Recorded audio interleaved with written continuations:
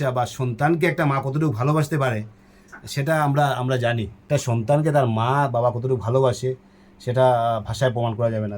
তাহলেই রাজনীতি হবে। কে রাজনীতি করবো কী করবো সেটা অন্য কথা, কিন্তু ওর জীবনটাকে সুরক্ষিত রাখা আমাদের দায়িত্ব কর্তব্য। ওনাকে 25,000 টাকা দিয়েছি, এখানে 75,000 টাকা দিয়েছি।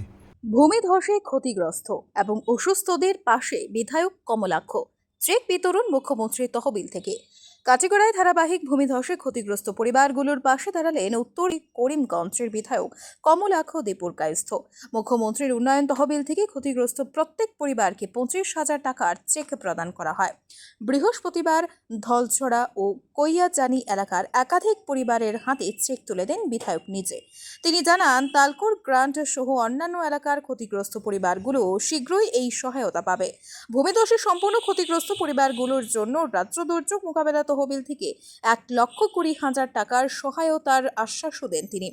এছাড়া দুই অসুস্থ ব্যক্তি সিদ্ধিপুরের দীপুলাল দাস ও সিদ্ধেশ্বরীর রিপন দাসকে যথাক্রমে 25 ও 75,000 টাকার চেক প্রদান করেন বিধায়ক কমলাক্ষ। কৈয়াজানির সাগরমণি তত্ত্ববায়ের পরিবার, যাদের ঘরবাড়ি সম্পূর্ণ ধ্বংস হয়েছে, তাদের জন্য অতিরিক্ত সহায়তার প্রতিশ্রুতিও দেন বিধায়ক। বিধায়কের এই সহানুভূতিশীল পদক্ষেপে কৃতজ্ঞতা জানান গ্রামবাসীরা। অবসরপ্রাপ্ত শিক্ষক জগৎচন্দ্র তামুলি বিধায়কের সম্মান জানান অসমিয়া গামছা পরিয়ে। ব্যুরো রিপোর্ট, আজকের বরাক। BVCL presents আজকের Barak, a digital unit of Adrija Enterprise. Valley Cement. Valley strong, very strong. আপনারা আমাদের আজকের বরাক ইউটিউব সাবস্ক্রাইব এবং ফেসবুকে ফলো করতে ভুলবেন না কিন্তু। ওর নাম রিপন দাস। হিজ এ কিডনি পেশেন্ট মানে কিডনি একদম ড্যামেজ হয়ে গেছে, কিডনি ট্রান্সপ্লান্ট করতে হবে। দুইটাই কিডনি একদম শেষ হয়ে গেছে।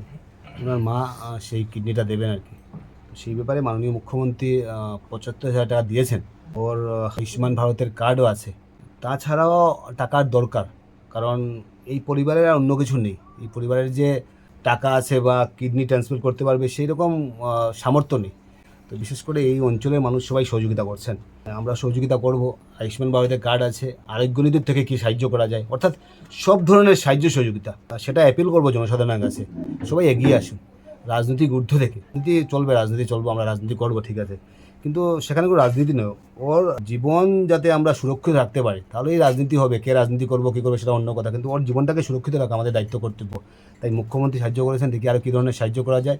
এবং আজকে মতিলাল দাস, উনারও অ্যাক্সিডেন্ট হয়েছিল, উনি ঘরে পঙ্গু হয়ে বসা, উনার অপারেশনের দরকার। মন্ত্রী থেকে লিখিয়ে এনে ওনাকে দিলাম অপারেশন করার জন্য, উনি অপারেশন করবেন। ওনাকে 25,000 টাকা দিয়েছি, এখানে 75,000 টাকা দিয়েছি। এবং ওনাকে মন্ত্রীও লিখে দিয়েছেন ওকে ফ্রি অপারেশনটা যেতে হয়।